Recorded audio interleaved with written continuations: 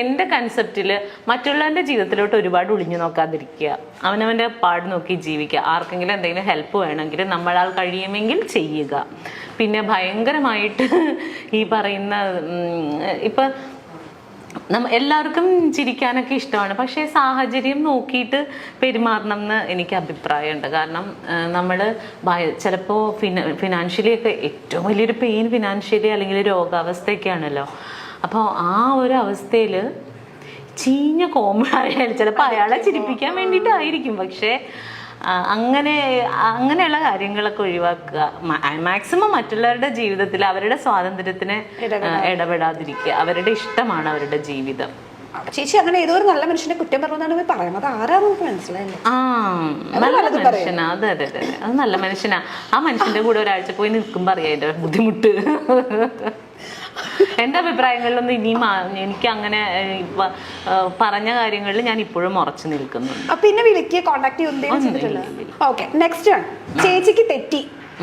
നേരത്തെ ഒരു ഇന്റർവ്യൂവിൽ പറഞ്ഞിട്ടുണ്ട്, എന്റെ മകന്റെ സ്ഥാനത്ത് ആങ്ങളുടെ മോനെ പോലും കാണാൻ പറ്റില്ല. പിന്നെ ചിലരൊക്കെ എങ്ങനെ മകനായി? ഓക്കെ, ഇത് പല പ്രാവശ്യം ഞാൻ പറഞ്ഞതാണ്. ഇതിപ്പോ എൻ്റെ ഒരു പ്രിയ സുഹൃത്തുണ്ട്, ദയാശ്വതി എന്ന് പറഞ്ഞിട്ട്. ആ കുട്ടി ഇങ്ങനെ ഇതേപോലെ കഴിഞ്ഞ ദിവസം എനിക്ക് ആരോ ഇത് അയച്ചു തന്നു, ഒരു വീഡിയോ. ഇവളിങ്ങനെ ഇരുന്നിട്ട് എനിക്ക് മഞ്ജു പത്രോസിനോട് ഒരു ചോദ്യം എന്നൊക്കെ പറഞ്ഞിട്ട്, എന്റെ കയ്യിലുള്ള നമ്പർ ഉണ്ട്, എന്നോട് ചോദിക്കാനായിട്ട് എന്റെ അടുത്ത് ചോദിച്ചാ പോരെ? അതിനൊരു അവളുടെ സംശയമാണെങ്കിൽ വിളിച്ചു ചോദിച്ചാൽ മതി. അവളുടെ സംശയമാണെന്നാണ് അവള് പറഞ്ഞത്. എനിവേ, എന്റെ മകനായിട്ട് എനിക്ക് വേറെ ആരെയും കാണാൻ പറ്റില്ല എന്ന് പറഞ്ഞത് ഞാൻ തന്നെയാണ്. അത് ബിഗ് ബോസിനൊക്കെ ഒരുപാട് മുമ്പാ, ഒരുപാടല്ല, എനിക്ക് തോന്നുന്നു ബിഗ് ബോസിന് പോകുന്നതിന്റെ തലേന്നോ എന്നാണെന്ന് ഞാനൊക്കെ സംഭവം ഞാൻ പറഞ്ഞാണ്. അതുവരെ എനിക്ക് അങ്ങനെ കാണാനും പറ്റില്ലായിരുന്നു. ഒരമ്മമാർക്കും പറ്റിയിട്ടുണ്ടാവില്ല എന്നാണ് എൻ്റെ ഒരു കാൽക്കുലേഷൻ. അതെന്താന്ന് വെച്ചാല് നമുക്ക് പറയാനുണ്ടായ സാഹചര്യം, സുനിത ദേവദാസിന്റെ ഇന്റർവ്യൂലോ മറ്റോ ആണ് ഞാനത് പറഞ്ഞു എന്ന് തോന്നുന്നു. അവള് ഓൺലൈനിലോ മറ്റോ ഇന്റർവ്യൂ എടുത്താണ്, എന്താണെന്ന് എനിക്ക് കൃത്യമായിട്ട് ഓർമ്മയില്ല കേട്ടോ. അപ്പൊ ഞാൻ പറയാനുണ്ടായ സാഹചര്യം ഇതേപോലെ, നമുക്കിപ്പം ഇത് കുറെ പേർക്ക് റിലേറ്റ് ചെയ്യാൻ പറ്റുമായിരിക്കും. നമുക്ക് എപ്പോഴും ഫോൺ കോളുകൾ വരും. മിക്കവാറും ഈ നമ്മുടെ നമ്പറുകൾ കിട്ടിക്കഴിഞ്ഞാൽ ഇങ്ങനെ വിളിച്ചിട്ട് എല്ലാവരും അല്ല കേട്ടോ, വളരെ കുറച്ച് പേര് വിളിച്ചിട്ട് എനിക്ക് എൻ്റെ സ്വന്തം പെങ്ങളെ പോലെയാണ്, എൻ്റെ മകളെ പോലെയാണ്, സ്വന്തം പെങ്ങളാണ് ഞാൻ അങ്ങനെ. അപ്പൊ ഒരാൾക്ക് ഉള്ളിൽ തോന്നുന്ന ഒരു ഇഷ്ടത്തെ അയ്യോ എനിക്ക് താല്പര്യമില്ല എന്ന് പറഞ്ഞു വെക്കാൻ അവരെ ഹേർട്ട് ചെയ്യേണ്ട കാര്യം നമുക്കില്ലല്ലോ. അപ്പൊ ചേട്ടാ താങ്ക് യു എന്ന് പറഞ്ഞ് വെക്കും. പിറ്റേ ദിവസവും വിളിക്കും പെങ്ങളുടെ സുഖം അന്വേഷിക്കാൻ. എല്ലാ ദിവസവും വിളിക്കും പെങ്ങളുടെ സുഖം അന്വേഷിക്കാൻ. അപ്പൊ ആ ഒരു സാഹചര്യത്തിലാണ് ഞാൻ പറഞ്ഞത്, അതെന്തിനാണ് അങ്ങനെ ഡെയിലി വിളിച്ച് ഒരാളെ വിളിച്ച് സുഖവിവരം അന്വേഷിക്കേണ്ടത്? പിന്നെ നമ്മൾ എടുക്കാതാവും കോള്, ശല്യമായി മാറും.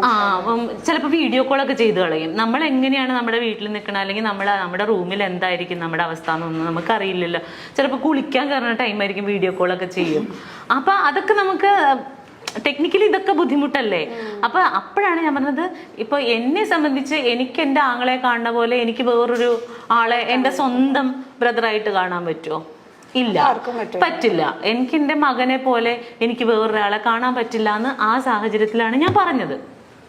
ഓക്കെ, അതിനുശേഷം ഞാൻ ബിഗ് ബോസിന്റെ ഉള്ളിൽ പോയി. കുറേ ബിഗ് ബോസിന് അത് വേറൊരു ലൈഫാടാ. ഇപ്പൊ കൊറോണ വന്നു, നമ്മുടെ വീട്ടിൽ TV ഉണ്ട്, മ്യൂസിക് സിസ്റ്റം ഉണ്ട്, നമ്മുടെ കുഞ്ഞുങ്ങളുണ്ട്, അച്ഛനുണ്ട്, അമ്മയുണ്ട്, നമുക്ക് ഇഷ്ടമുള്ള സാധനങ്ങൾ ഉണ്ടാക്കി കഴിക്കാം. കള്ളുകുടിക്കുന്നവർക്ക് വീട്ടിൽ മദ്യം ഉണ്ടെങ്കിൽ അതും കുടിക്കാം. ആർക്കും ഒരു പ്രശ്നം ഉണ്ടായിരുന്നില്ല. ആകെ നമുക്ക് പോകാൻ പറ്റാത്തത് നമ്മുടെ വർക്കിംഗ് സ്പേസിൽ പോകാൻ പറ്റുന്നില്ല, റോഡിലേക്ക് ഇറങ്ങാൻ പറ്റുന്നില്ല, കടകളിൽ പോകാൻ പറ്റുന്നില്ല. ഇതായിരുന്നു നമുക്കുണ്ടായിരുന്ന ബുദ്ധിമുട്ട്. ആ സമയത്ത് പോലും ആളുകൾ എന്തോരം ഫ്രസ്ട്രേറ്റഡ് ആയി. ഇതൊന്നുമില്ലാത്ത ഒരു സ്പേസിൽ പരസ്പരം പരിചയമില്ലാത്ത 16 പേര് ഒരുമിച്ച് ജീവിക്കുന്ന ഒരു വീട്ടിലാണ് നമ്മൾ കഴിയണത്. നമ്മൾ ഇതുവരെ എൻ്റെ ലൈഫിൽ എൻ്റെ 40ാമത്തെ വയസ്സിൻ്റെ ഇടയ്ക്ക് ഇതുവരെ ഞാൻ അങ്ങനെ ഒരു സിറ്റുവേഷൻ ഫേസ് ചെയ്തിട്ടില്ല. ഫേസ് ചെയ്തിരുന്നെങ്കിൽ എൻ്റെ അഭിപ്രായം ഒന്നും ഇതായിരിക്കില്ല. ഞാൻ അതുവരെ ഉണ്ടായിരുന്ന എൻ്റെ അഭിപ്രായം മുഴുവൻ മാറിപ്പോയി. കാരണം എനിക്ക് ഒന്നും ചെയ്യാൻ പറ്റണില്ല. എനിക്ക് മനസ്സിലാവണുണ്ട് എൻ്റെ തലയിലെ സ്ക്രൂ ഒക്കെ കഴിഞ്ഞ് വീഴുന്നത്. സീരിയസ്ലി ഞാൻ ഇങ്ങനെ. അപ്പൊ എൻ്റെ ഒരു ആഗ്രഹം, എനിക്ക് ബെർണാച്ചനെ കാണാൻ പറ്റില്ല. ദൈവം, എനിക്ക് അവന്റെ കൈയൊന്ന് അതിന്റെ ഇടയിൽ കൂടി ഒന്ന് കാണാൻ പറ്റുമായിരുന്നെങ്കിൽ ഞാനിവിടെ നിന്ന് പൊട്ടിക്കരഞ്ഞിട്ടുണ്ട് കുഞ്ഞിനെ കാണാൻ പറ്റാതെ. കാരണം അപ്പൊ ചോദിക്കും നീ എന്തിനാ പോയെന്ന് ചോദിക്കും. ഞാൻ ഓർത്ത് എനിക്ക് ഈസി ആയിട്ട് അത് സർവൈവ് ചെയ്യാൻ പറ്റും എന്നാണ്. ഇന്നും ബെർണാച്ചന് സ്കൂളിൽ പോയപ്പോ ഞാൻ ടോയ്ലറ്റിലിരുന്ന് കുറെ കരഞ്ഞു. വേറെ ഒന്നുമല്ല, ഞാൻ ഇന്ന് അവിടെ നിന്ന് പോരും, എനിക്കിന്ന് അവനെ കാണാൻ പറ്റില്ല. സ്കൂൾ വിട്ട് വന്ന് കഴിയുമ്പോ ഇനി ഞാൻ 10-15 ദിവസം കഴിയുമ്പോഴേ ടിഷ്യൂ തരും. സീരിയസ്ലി അല്ല, ഇത് കണക്കിലാക്കണ്ട. അപ്പൊ ഇനിയിപ്പോ ആൾക്കാർ ഓ സ്കൂളിൽ പോകുമ്പോഴും അമ്മ കരയുന്നു. അല്ല, അതല്ല അതിന്റെ ഫീല്. അവന് സ്കൂളിൽ പോയി എനിക്ക് അവനെ ഡെയിലി കാണാൻ പറ്റില്ല. അപ്പൊ ഇനിയിപ്പോ വൈകുന്നേരം സാധാരണ ഞാൻ ഇവിടെ ആണെങ്കിലും വീട്ടിലുണ്ടാവും ഞാൻ അവൻ വരുമ്പോ, അല്ലെങ്കിൽ രാത്രി ഞങ്ങൾ ഒരുമിച്ചാണ് ഉറങ്ങണത്. ഇന്ന് മുതൽ ഇനി അത് പറ്റില്ല. ഇന്നിപ്പോ ഞാൻ പോകുമല്ലോ. അപ്പൊ എനിക്ക് അവൻ പോകുമ്പോ ഒരു തിങ്ങലാണ്. ഇതിന്റെ 100 ഇരട്ടിയാണ് ഞാൻ ബിഗ് ബോസ് വീട്ടിൽ വെച്ച് അനുഭവിച്ചത്. അവിടെ വെച്ചിട്ടാണ് ഈവൻ ഫുക്രു, ഞാൻ പറഞ്ഞത് സത്യമാണ്, അവിടെ വെച്ചിട്ട് എനിക്ക് ബെർണാച്ചനായോ എന്നുള്ളതല്ല, ആ ഒരു സ്ഥലം ഫില്ല് ചെയ്യാൻ വേണ്ടിയിട്ട് ഈ കുട്ടി എന്നെ ഒരുപാട് ഹെൽപ്പ് ചെയ്തിട്ടുണ്ട്. ബെർണാച്ചൻ എന്നെ ഡി മഞ്ജു പത്രോസ എന്നൊക്കെ പറഞ്ഞ് എന്റെ മോൻ വന്ന് വിളിക്കും. അതുപോലെയൊക്കെ ബെർണാച്ചൻ ഹലോ, അതുപോലെ ഇവൻ ഫുക്രപ്പം വന്നിട്ട് ഡി മഞ്ജു പത്രോസ എന്ന് വിളിക്കുമ്പോൾ ഞാൻ പെട്ടെന്ന് അയ്യോ എനിക്ക് കൊച്ചു വിളിക്കണ പോലെ തോന്നും. അതുപോലെ ഇപ്പൊ എനിക്ക് ഫുഡൊക്കെ ഭയങ്കര ഇഷ്ടമാണ്. അപ്പൊ ഇന്നലെ ബെർണാച്ചൻ ചോറുണ്ട് കഴിഞ്ഞപ്പോഴത്തേനും ഞണ്ടൊക്കെ എനിക്ക് ഭയങ്കര ഇഷ്ടമാണ്. അപ്പൊ അവൻ ചോറുണ്ട് കഴിഞ്ഞപ്പോ അതിൽ നിന്ന് ഒരു കഷ്ണം ഞണ്ടെടുത്ത് എനിക്ക് തന്നു. എനിക്കിഷ്ടമാണെന്ന് അറിഞ്ഞോണ്ടാ. അതുപോലെ തന്നെ ഇവൻ കറിയൊക്കെ വെച്ചിട്ടുണ്ടെങ്കിൽ എനിക്ക് ചിക്കനൊക്കെ ഇഷ്ടമായതുകൊണ്ട് ഇവൻ അവന്റെ ചിക്കൻ പീസ് എനിക്ക് തരുന്നുണ്ട്. എന്റെ പപ്പടം എടുത്തോണ്ട് പോവും. അവൻ അതാ ഇഷ്ടം. അപ്പോൾ അങ്ങനെ ഒരു റിലേഷൻഷിപ്പ് അവിടെ കിട്ടിയത് കാരണം എനിക്ക് പെട്ടെന്ന് ബെർണാച്ചനായിട്ടാണ് റിലേറ്റ് ചെയ്യാൻ പറ്റുന്നത് അവനെ എന്ന് വിചാരിച്ചിട്ട്. അവൻ എൻ്റെ മകനായിട്ട് ഞാൻ ദത്തെടുത്തു എന്നല്ല അതിന്റെ അർത്ഥം. ഇതൊക്കെ സാമാന്യ ബോധമുള്ളവർക്ക് മനസ്സിലാകും, ഇല്ലാത്തവരോട് പറഞ്ഞിട്ട് കാര്യമില്ല. അപ്പൊ ഇതിപ്പോ ദയക്കും കേൾക്കുകയാണെങ്കിൽ ദയക്കും കൂടി മനസ്സിലാവട്ടെ എന്ന് വിചാരിച്ചിട്ടാണല്ലോ. ദയ അപ്പൊ അതിനകത്ത് ചോദിച്ചു എന്താണ് ഓന്ത് നിറം മാറുന്നത് പോലെ നിറം മാറുന്നവളാണോ എന്നൊക്കെ ചോദിച്ചു. ദയനോട് പറയണ ഓന്ത് നിറം മാറുന്ന പോലെ നിറം മാറിയതൊന്നുമല്ല, ഇതാണ് ഇതിന്റെ വാസ്തവം. അപ്പം പറഞ്ഞ പോലെ അവിടെ വെച്ചിട്ട് ദയക്ക് അറിയാമായിരുന്നെങ്കിൽ ചിലപ്പോൾ മനസ്സിലായിട്ടുണ്ടാവില്ല പുറത്ത്. പിന്നെ നിലനിൽപ്പിന് വേണ്ടിയിട്ട് ഓരോരുത്തരും ഓരോന്ന് ചെയ്യല്ലേ. അപ്പൊ ദയ അത് ചെയ്തോട്ടെ, കുഴപ്പമില്ല, എനിക്ക് പ്രശ്നമില്ല. Seriously no issues. Okay, next വെറുതെ പത്രാസ് അടിക്കല്ലേ എന്റെ മഞ്ജു. അത് അങ്ങനെ പറഞ്ഞിട്ടുണ്ടോ? അതെന്താണാവോ? ചിലപ്പോ ഒരു അതായിരിക്കും, ഒരു പ്രാസത്തിന് വേണ്ടി പറഞ്ഞായിരിക്കും. പാവം, പോട്ടെ, അതൊക്കെ ഒന്നും കുഴപ്പമില്ല. നെക്സ്റ്റ് വേണം, നല്ലതാട്ടോ. വരും കാലത്തെ ലളിതാമ്മ. എന്താ മഞ്ജു ചേച്ചിക്ക് നാഷണൽ അവാർഡ് കിട്ടാതെ? എന്റെ കർത്താവേ, അങ്ങനെ ചോദിക്കല്ലേ. ഞാൻ അതിന് മാത്രം വലിയ കാര്യങ്ങളൊന്നും ചെയ്തിട്ടില്ല. നാഷണൽ അവാർഡ് കിട്ടാൻ പാകത്തിനൊന്നുമുള്ള അങ്ങനെ ഒരു നല്ല ക്യാരക്ടറോ. അതെന്താ അറിയോ, ഇപ്പോ നമ്മുടെ ഇൻഡസ്ട്രിയിൽ നിൽക്കുന്ന എല്ലാ ആർട്ടിസ്റ്റുകളും നല്ല ടാലന്റഡ് ആയിട്ടുള്ളവരാണ്. പക്ഷെ ചിലർക്ക് നല്ല ഓപ്പർച്യൂണിറ്റീസ് കിട്ടും. ഇപ്പൊ എനിക്ക് അഭിനയിക്കാൻ കഴിവുണ്ട്. ഞാൻ എൻ്റെ വീട്ടിൽ പോയിരുന്ന് അഭിനയിച്ചിട്ട് വല്ല കാര്യമുണ്ടോ? എനിക്കിപ്പോ ചിലപ്പോ അല്ലെങ്കിൽ ഇപ്പൊ ആർക്കാണെങ്കിലും ഇപ്പൊ ലളിതാമ്മ ചെയ്ത പോലെയുള്ള നല്ല ഡെപ്ത് ആയിട്ടുള്ള ക്യാരക്ടർ ഈസി ആയിട്ട് ചെയ്യാൻ പറ്റുമെന്ന് വിചാരിക്കുക. എനിക്കിതിപ്പോ ഒരവസരം കിട്ടിയാലല്ലേ എനിക്കിത് ചെയ്ത് കാണിക്കാൻ പറ്റുള്ളൂ.